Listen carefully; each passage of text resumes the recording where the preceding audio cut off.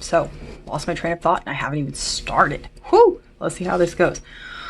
Oh, I did this craft, I think, an entire week ago, so I don't exactly remember how it went. I've been really busy.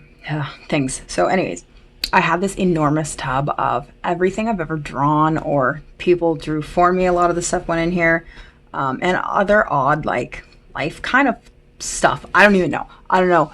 There was just this giant tub of this kind of thing. Anyways, so I didn't want the big tub anymore. I wanted to throw most of it away, and I wanted to take the things out of it that I thought were worth keeping and make a scrapbook out of it.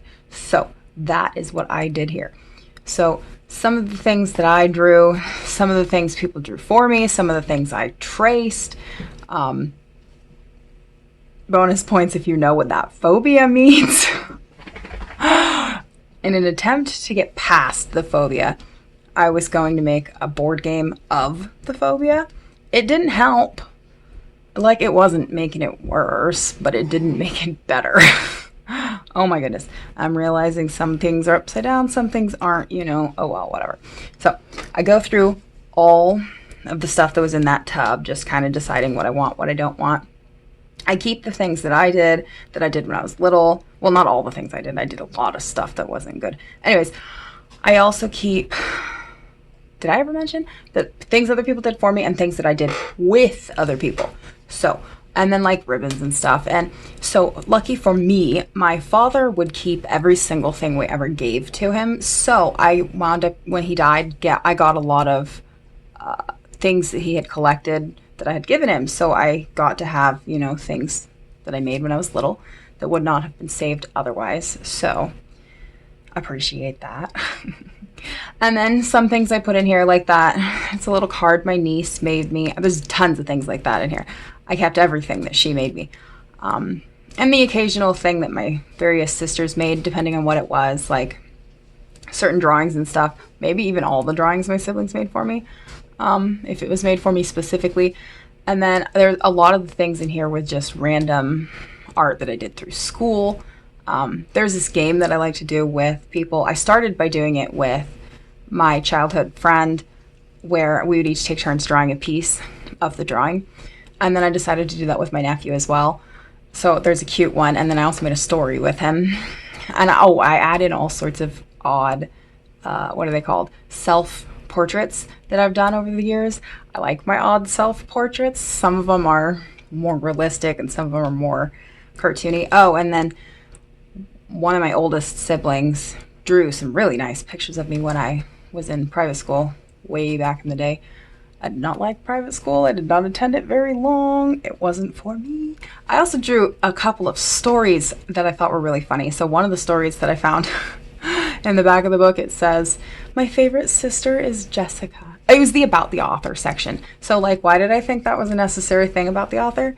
I don't know, but I think it's hysterical. So shout out to Jessica for being the favorite sister. She still is. And I mean, that's kind of saying a lot when I have 6 sisters and then me and then the brothers. So there's 8 of us. Anyways, oh, and I did keep the occasional thing that some random people in my life had made me. People I don't know anymore, but I still thought that the thing they made was sweet. So I kept it. And then I have the whole set of those bear cards. It's these playing cards that come in the bear, like, fruit roll-ups or whatever those are called. I loved those things. I'm trying not to eat that kind of thing anymore because I eat way too much sugar. Oh my God. Sugar is a problem. I have a real bad sugar problem.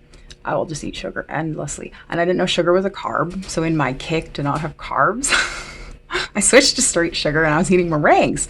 Box after box of meringues. I love meringues. Anyways, I realized, oh my God, that's pure carbs. Hello, my bad. So like, I can't just go straight to sugar. Oops. So anyways. And then there's certain things like the card that was given to me when my cat died. So definitely want to keep that. My cat is in my drawer still. And then like cards that were given me from family members or friends. A lot of the things that my childhood friend gave me were absolutely kept. I haven't heard from her in quite a while and I've been very worried about her. So that stuff's important to me. Definitely going to keep it. And then, see, I went through all of my different sketchbooks and I just cut out the things that I thought were worth keeping. But I don't know why all this time I felt like I needed to keep everything I drew because, wow, look how much of it is great and look how much of it is garbage. Did you see anything that was great? Because I didn't. My skills are, but I don't do art to be great. I do art because I like it. So there's another bunch of various self-portraits on this page. I like various self-portraits. I had a bright red mohawk for a while, so that's why some of them look like that. At my largest weight, I was trying to be extremely intimidating. So I was gaining a lot of weight on purpose because I lived in a really dangerous place and I wanted to seem intimidating. And to not look quite so girly, I shaved my head into a bright red, really long mohawk. So I don't know if the result I was looking for happened or not because... yeah, there was still danger, but hey, I got my dog and he saved me from the 2 creeps at that house. So, and I also learned your size means nothing. People will still try to do whatever they want to you. So, that didn't work for me, but whatever. Anyways, shout out to my wonderful dog for keeping me safe from the creeps.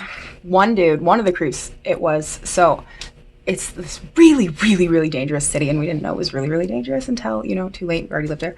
Anyways, the mailman one day, so okay, it's just a single unit home.